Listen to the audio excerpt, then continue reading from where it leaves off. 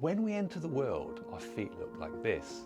But over time, wearing conventional shoes, our feet start to look like this. But what if there was a way to restore our feet to the way that they're originally designed to be? Or maybe, just maybe, there is. Hello, my name is MetConMarcus from the fitness YouTube channel Metabolic Conditioning. We specialise in kettlebell cross-training and HIIT style workouts. Occasionally there are products we come across and test for a fitness focused community. Today's review is based on my first 100 days in the Vivobarefoot Primus Lite 3 shoe.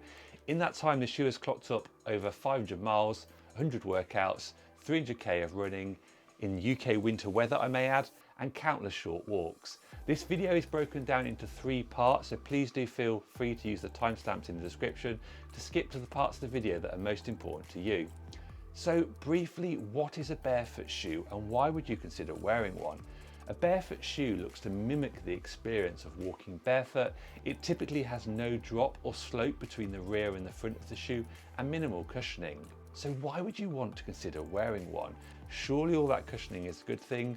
Well, firstly, all that cushioning is absorbing and reducing the amount of feedback your body's getting as you walk. Secondly, traditional shoes have been designed to look aesthetically pleasing rather than fit the needs of our feet.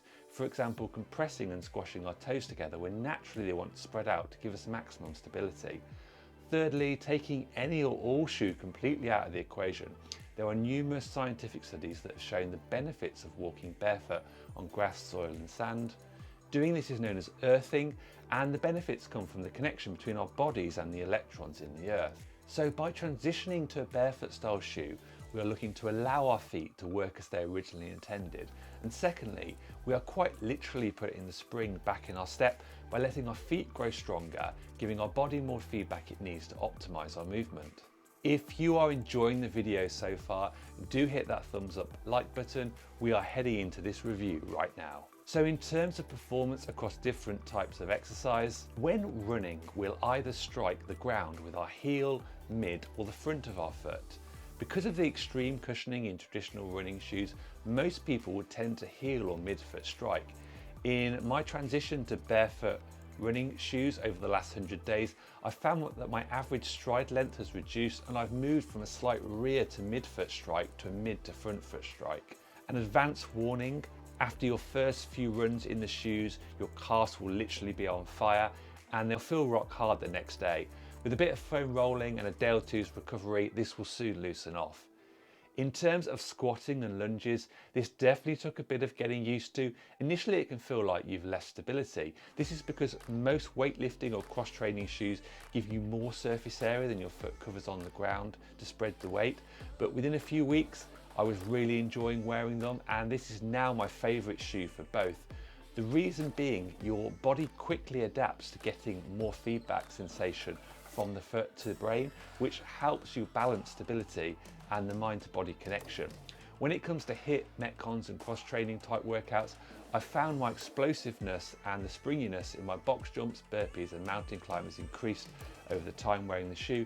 That said, there's definitely a bigger adjustment period if you are going to be using the shoes to do these types of workouts. In terms of kettlebell work, one of the big schools of thought in kettlebell training is barefoot is best. And whilst in the main I'd agree with this, if you are somebody who only has access to kettlebells in a gym environment, this isn't always practical, as a lot of the big gym chains have a policy that members need to wear training shoes in the gym. So Vivobarefoot shoes are a great halfway house between the two. I've also filmed lots of full-length follow-along kettlebell workouts on the channel in the last few weeks, and they've been great. In terms of return on your investment, to get the benefits of barefoot shoes, all you need to do is swap them for what you're conventionally wearing. That in itself is awesome. You don't need to be doing anything special while wearing them. Now, in terms of price, they certainly aren't the cheapest shoes on the market, but in a world where our carbon footprint and the sustainability credentials of the organisations we choose to shop with are becoming increasingly centre stage, Vivobarefoot are certainly leading the way. So aesthetic and design wise, barefoot shoes have come a long way since they first appeared on the scene. You've probably seen those shoes with the individual toes, which just look a little bit out there and probably not the type of thing you really want to be wearing. The Vivobarefoot Primus Lite shoe has a thin upper, which I found is great for breathability. However, in the UK, it likes to rain a lot. So I would recommend considering the all-weather version, which is only $10 to $15 and pounds more expensive, and I'll provide a link to both pairs of shoes in the video description. Now the shoe toe box has a reinforced area for the big toe, which I've personally found has always been a high weight area, so great to have that extra protection. The shoe is super durable. You can literally fold it in any and all directions, and I've worn these literally every day for the last 100 days, and they are holding up well. So lastly, onto a few key reflections.